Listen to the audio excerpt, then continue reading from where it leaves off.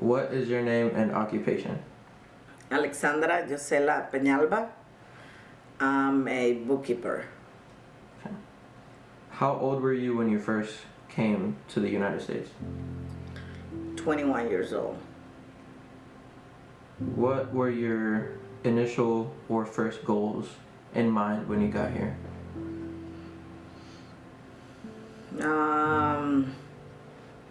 Build a better future, a family, because I was young and alone. So, built a future. We really didn't think much. I was your age, but your age right now, that's what I was. So. What did it feel like learning English from your perspective, being an older person and coming to the U.S.? It was hard, still hard, I'm still learning. So it's really hard. In my case, it was harder because I didn't go to school to learn. So I learned English myself. How did you approach raising your kids?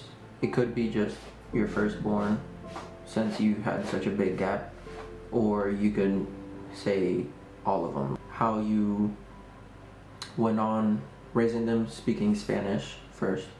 Why did you raise them the way that you raised them, so to speak?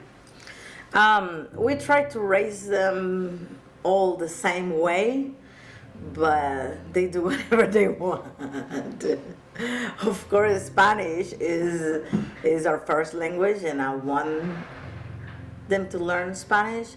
I try to show them that being a bilingual person is better than just speak one language. Was there any primary hardships raising your kids primarily speaking Spanish, then send them to school to learn English? More than happened to them, it actually happened to us. Like, to me, I know firsthand the actually racist thing, okay?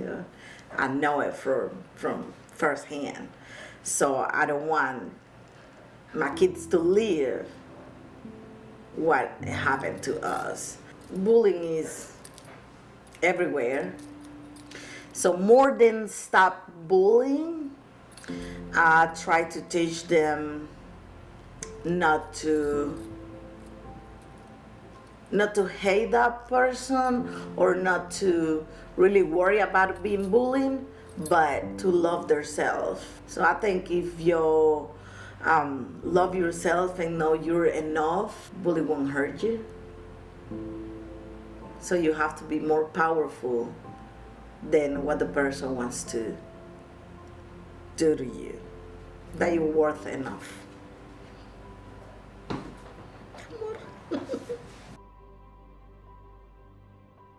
What was some of your approaches or sacrifices you had to do to get to where your family is today with your husband? Oof. Well, the first sacrifice is leave our countries. It's like you're leaving your parents right now at your age. So can you imagine your life without your parents right now? That's the first sacrifice. The other sacrifice is like in our country, when you have kids, you have neighbors that you know forever, or you have big families and you leave your kids, your babysitters are your family, so you don't have to worry about it. And right here, you have to live it with people that you don't know. Like my firstborn, like I will never forget that first time I lived on the babysitter. And with that little eyes look at you like, what the heck are you doing? But I have to go to work. Not even 2 months old, and I have to go to work. That's a sacrifice. I have to go to work. Because I have to pay bills, I have to pay rent. We have to.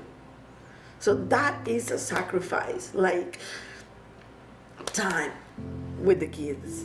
It's a really sacrifice. At the same time, I truly believe that the kids need time off with the parents. It's like a health time for parents and for kids. And the kids are more socialized. Okay, like I can tell for my own experience. Like all my kids are really good with people. Okay, so it is a sacrifice because I wish I could spend more time with my kids little, but at the same time it's worth it because we both learn something and we appreciate more the time now. I want them to live with me until they're 40 though. Now. But I know it won't happen, so but it's worth it. So the sacrifice, we have to live them. I mean, it is what it is, but like I say, if we see everything from the beginning till now, I will live it again. Are you happy with who you are now? Yes, it's the same thing, you know. We cannot choose the family, we cannot choose the parents, we cannot choose cousins, uncles, aunts. We can't, you know. We can't have a perfect family, okay. The most important family for me is husband and kids. Everybody else is attachments. So it's okay. I will put it that way. It's okay. But with my closest family, which is husband and kids, I'm 100% and completely happy. Of course, with career, my career is my dream career. Like I knew what I wanted to be since I was 15 years old.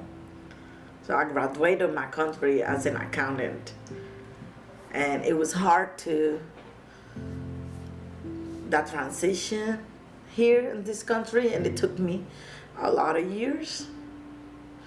But I really love what I do.